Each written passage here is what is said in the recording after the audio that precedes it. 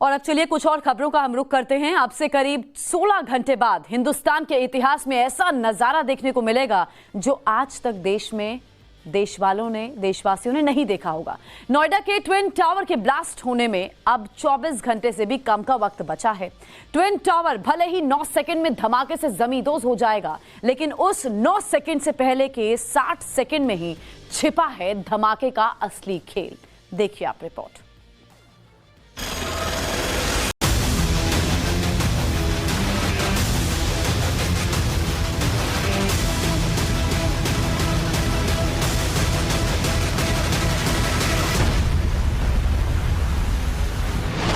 काला बक्सा, लाल बल्ब और हरा बटन, और फिर जैसे ही वो हरा बटन दबेगा उसके अगले 9 सेकंड में भ्रष्टाचार की बुनियाद पर खड़ी ट्विन टावर में एक के बाद एक ब्लास्ट होंगे और फिर कुछ सेकंड बाद ही पूरी की पूरी बिल्डिंग ताश के पत्तों की तरह ढह जाएगी। इसी के साथ देश में पहली बार कोई रिहायशी ऊंची बिल्डिंग इस तरह से जमींदोज हो जाएगी। ये ट्विन टावर अपनी खूबियों के लिए तो मशहूर हो न सकी, लेकिन इसके गिराए जाने की कहानी और उसमें बारूद लगाए जाने के किस्सों ने इसे देश भर में प्रसिद्ध कर दिया है। उस 9 सेकंड में जो प्रक्रिया पूरी होगी उसके लिए ग्रीन बटन के दबने से पहले के 60 सेकंड काफी अहम होने वाले हैं। ट्विन टावर को रविवार दोपहर 2:30 पर गिराया जाएगा, लेकिन इसकी असल तैयारी शुरू होगी 60 सेकंड यानी 1 मिनट पहले, मतलब कि 2:29 पर, और ये तैयारी होगी ब्लैक बॉक्स यानी डायनेमो को एक्टिव करने की। ब्लैक बॉक्स ब्लास्टर चेतन दत्ता के हाथों में होगी। 60 सेकंड के भीतर ब्लैक बॉक्स के हैंडल को चेतन घुमाएंगे। ब्लैक बॉक्स के हैंडल को 10 बार घुमाया जाएगा। हैंडल घूमते ही एक लाल बल्ब ब्लिंक करेगा।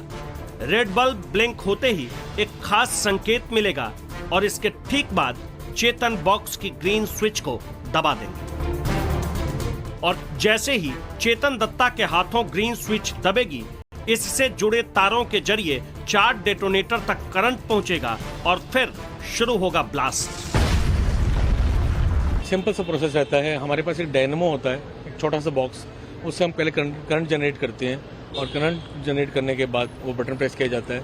बटन प्रेस होने के बाद इमीडिएटली जितने भी अंदर शॉक ट्यूब्स में डेटोनेटर्स लगे हैं सब इग्नाइट हो जाएंगे और विद इन 9 सेकंड वो सब ब्लास्ट करेंगे and then building will start.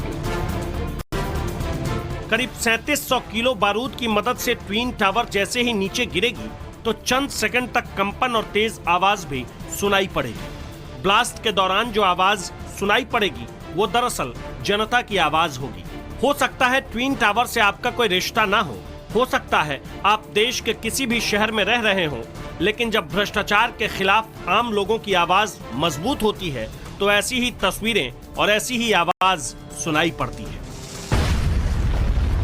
ऐसा बिल्कुल भी नहीं होगा। मैंने आपको बताया जो हम लोगों ने होल चार्ज किए हैं उनमें जो शॉक ट्यूब्स लगाई हैं, उन शॉक ट्यूब्स के साथ हम लोगों ने डिले डेटोनेटर यूज़ किए हैं। ये building I am very much sure इसका मोस्ट ऑफ द मक इस बिल्डिंग प्रीमिसेस में ही बैठ जाएगा और अगर थोड़ा बहुत कहीं बाहर की तरफ आएगा तो वो रोड साइड पे आएगा।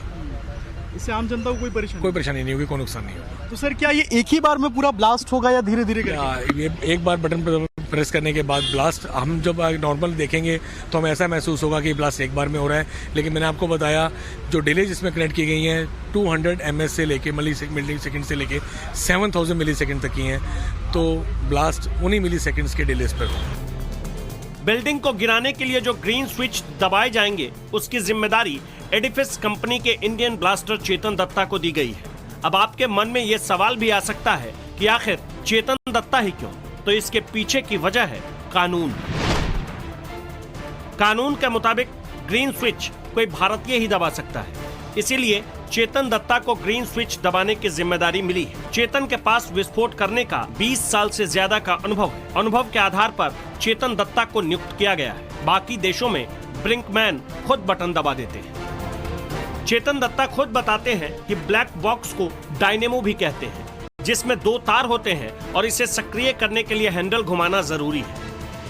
आप ब्लास्ट के दौरान उसके फॉल को कंट्रोल कर सकते हो, बट जो पत्थर फ्लाई करता है या ये कंक्रीट फ्लाई करेगा, इसका स्पीड एंड इसकी जो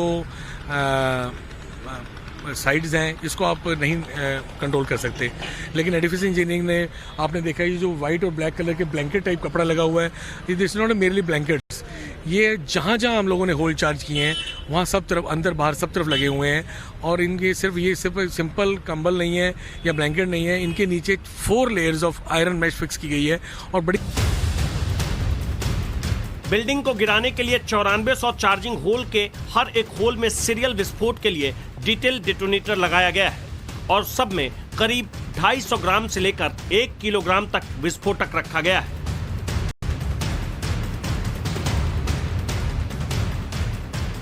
जिन 2 बिल्डिंग एपेक्स और सियान को गिराया जाएगा, उनके चारों तरफ 100 मीटर का एक्सक्लूजन जोन बनाया गया है, जहां ना तो कोई जा सकता है ना रुक सकता। ट्विन टावर के 2650 कॉलम में ब्लास्ट होंगे। बिल्डिंग गिरते वक्त आसपास कंपन भी होगा। कंपन से होने वाले नुकसान को रोकने की कोशिश की गई है। कंपन रोकने के लिए शॉक एब्जॉर्बर की व्यवस्था की गई है।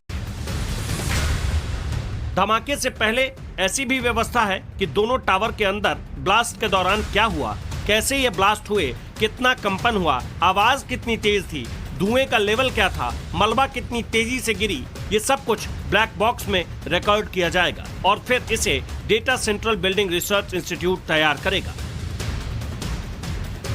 तो इस तरह से कानून को किनारे रखकर बिल्डिंग तैयार करने वालों को ये सीधा संदेश भी जाएगा कि गैर कानूनी काम करने का अंजाम कभी भी किसी भी हालत में अच्छा नहीं होता है। Bureau report, times now, Navbharat.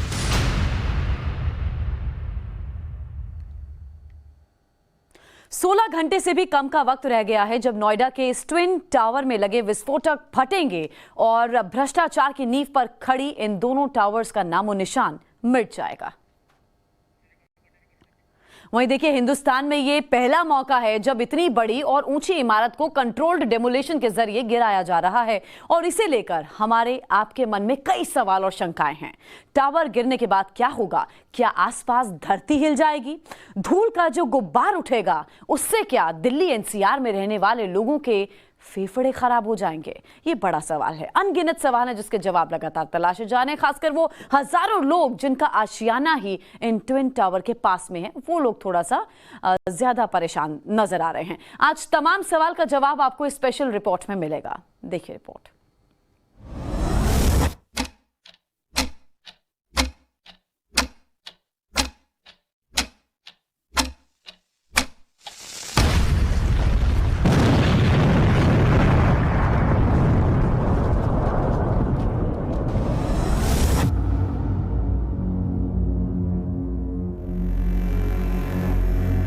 Twin tower को गिराने की उल्टी गिनती शुरू हो चुकी है। चंद घंटे का वक्त रह गया है जब ये गगनचुंबी बिल्डिंग यहाँ से गायब हो जाएगी।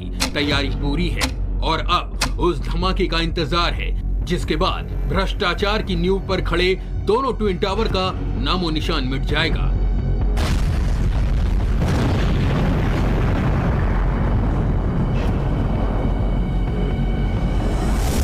यही वो ट्विन टावर है जिन्हें 28 अगस्त को जमींदोज कर दिया जाएगा। नोएडा में सुपरटेक ट्विन टावर में 10 सेकंड तक धमाका होगा और इस धमाके के बाद कुतुब मीनार से ऊंची ये दोनों बिल्डिंग 15 सेकंड बाद गायब हो जाएगी।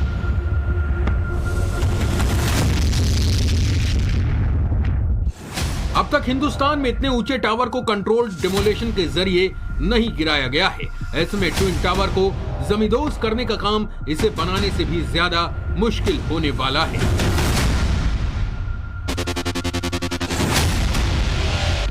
आज स्पेशल रिपोर्ट में टाइम्स नाउ नवभारत आपको ट्विन टावर को गिराने के प्रोसेस से जुड़ी एक एक बात बताएगा।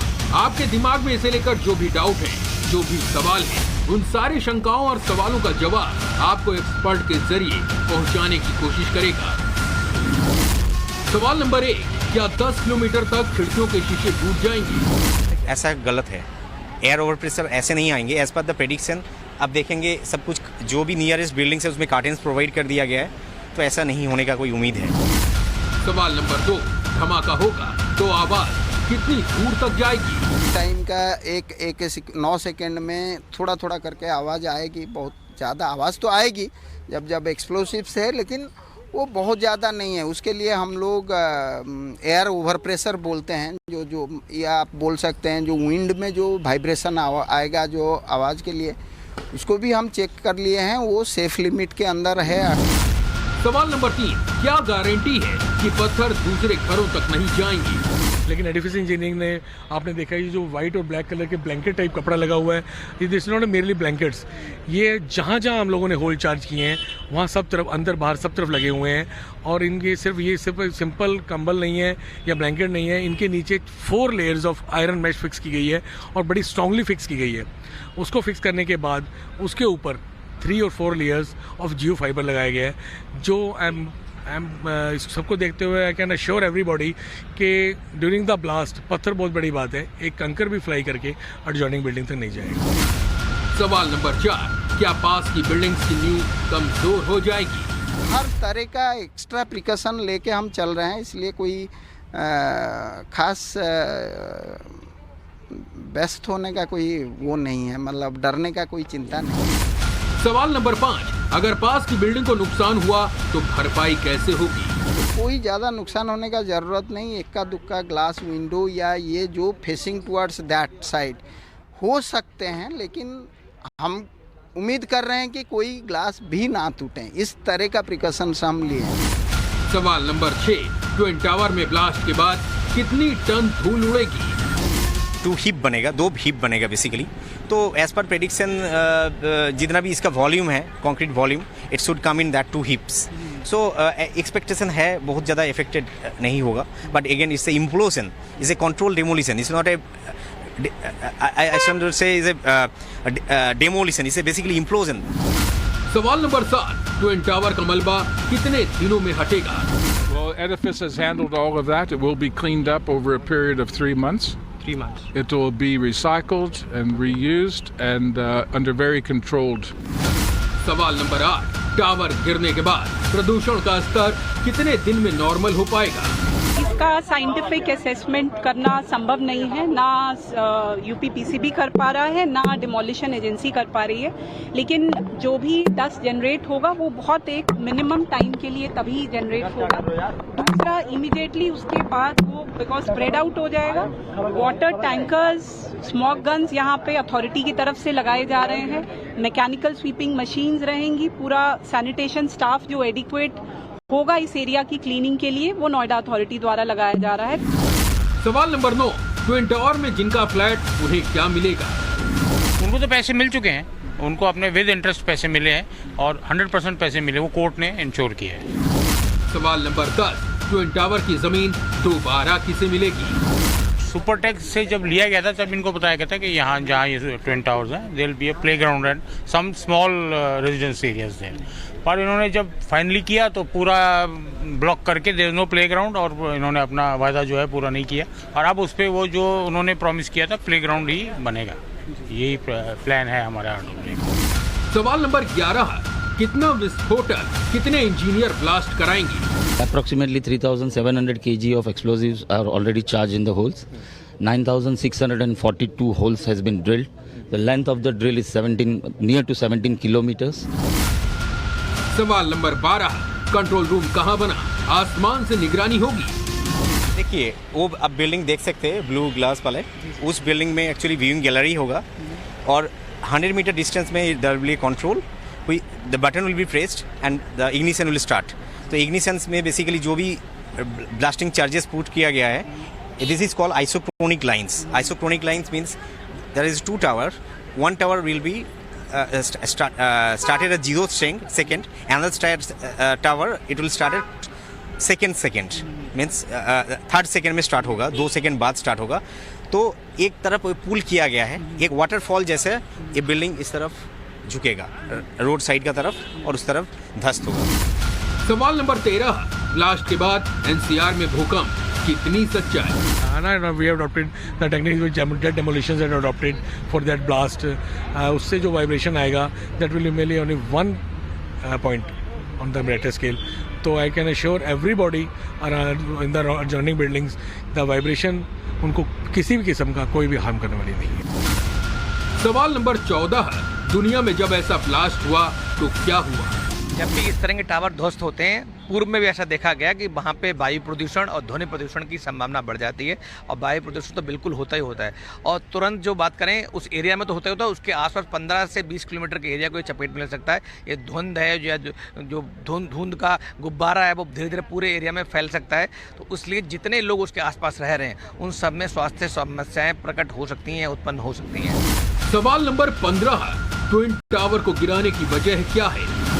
26 से अधिक अधिकारी इसमें उनकी इन्वॉल्वमेंट अलग अलग समय पे पाई गई। सबके विरुद्ध एफआईआर दर्ज हुई, सबकी डिपार्टमेंटल इंक्वायरीज इंस्टीट्यूट हुई। तो गवर्नमेंट की तरफ से बहुत स्ट्रिक्ट एक्शन लिया गया है एंड डेफिनेटली सरकार की तरफ से भी और न्यायालय की तरफ से भी एक स्ट्रॉन्ग मैसेज है कि कहीं भी अगर वायलेशन है तो उसको बख्शा नहीं जाएगा। सवाल नंबर 16 है, 10 किलोमीटर के रेडियस में बच्चों को लेकर सतर्क रहना है। बच्चों ये सब कुछ इवैक्यूएट किया गया है ना, इस इज एक्सक्लूजन जोन, कोई नहीं रहेगा एक्सक्लूजन जोन। 10 किलोमीटर के अंदर भी नहीं, 10 किलोमीटर का साथ इसका कोई रिलेशन नहीं है। ऐसे एक सिंगल ब्लास्ट नहीं है।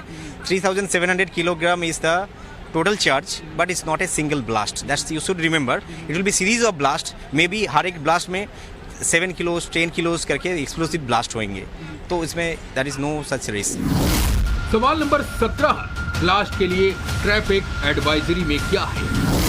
जिस दिन ब्लास्ट होगा वो दिन रविवार का है और हम उम्मीद कर रहे हैं कि वाहन चाहे वो नोएडा ग्रेटर नोएडा एक्सप्रेस में हो या आसपास हो थोड़े कम चलेंगे। इसके बावजूद भी हम लोगों ने जो प्लानिंग की है, जो एक बात आ रही है कि कितने देर तक नोएडा ग्रेटर नोएडा एक्सप्रेस को बंद किया जाए, तो एक मिनिमम मैं टाइम बता दूँ कि आधे घंटे का रहेगा ये, और हो सकता है ये टाइम थोड़ा बढ़ जाए, लेकिन हम लोग फिर भी कोशिश करेंगे कि जितना ज़रूरत हो उतना ही बंद रखें। और जो भी प्रतिबंध लागू किया जाएगा उससे पहले हम डाइवर्जन करेंगे। अगर मैं ग्रेटर नोएडा से नोएडा आने की बात करूं तो परी चौक से हम डाइवर्जन होगा, या फिर नोएडा से ग्रेटर नोएडा जाने वाले वाहन है वो महामाया से 37 होते हुए 71 होते हुए निकल जाएंगे। तो उम्मीद है जो लोगों के मन में सवाल थे उनका जवाब इन बड़े अधिकारियों ने जो दिया है उससे कहीं ना कहीं लोगों को संतुष्टि मिली होगी। एक छोटा सा ब्रेक